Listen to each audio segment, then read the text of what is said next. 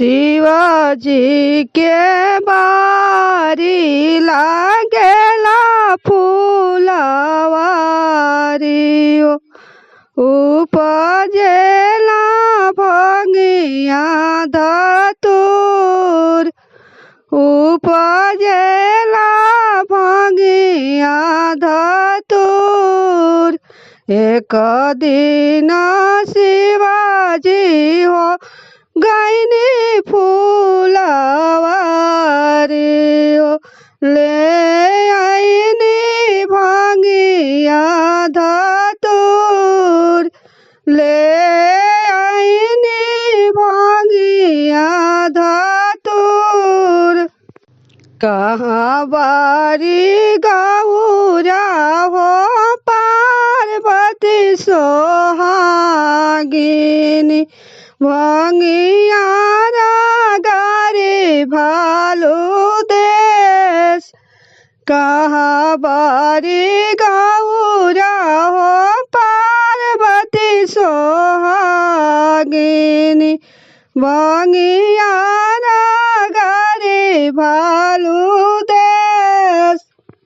कहाँ बारे शिवजी सिलावट लोढ़ा हो कहाँ बारे सोने के गिलास। कहाँ बारे शिवजी भंगिया धतूरा हो भंगिया गारी भालू दी। ताखे बारे अंगना बारे ये गौरा सिलावट लोढ़ा हो ताखे मारे सोने के गिलास। झोरिया बारे ये गौरा भंगिया के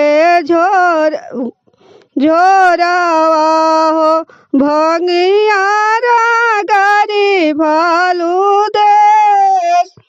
झोरा बारे गौरा भंगिया धतूरा हो भंगिया गारी भालू देश। एक हाथे गौरा हो भंगिया गरेली दूसरे हाथे पोछे नैना लोर। किया तोरे गौरा माई मन परेली किया नहीं हरावा के लोग। किया तोरे गौरा सखी मन परेली काहे डरे नयना से लोर। नाही मोरे शिवजी माई मन परेली नाही हो नहीं हरा सब लोग। नाही मोरे शिवजी सखी मन परेली यही हो नयनवा ढरेला। जहिया से शिवजी रौरा घरे आईनी हो सुखवा सपना होई जास। जहिया से शिवजी रौरा घरे आईनी हो भंगिया गारत जियरा जास।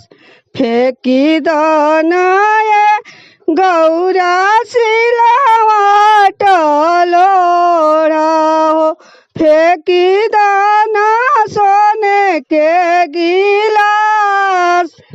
फेंकी दाना गौरा भंगिया के झोरावा हो भूभूताया जो के राज फेंकी दाना ये गौरा सिलावट लोढ़ा हो फेंकी दाना सोने के गिलास फेंकी दाना ये गौरा भांगिया के झोरावा हो भूभूताया जोधिया के राज शिवजी के बारी लागेला फूलवारी हो उपजेला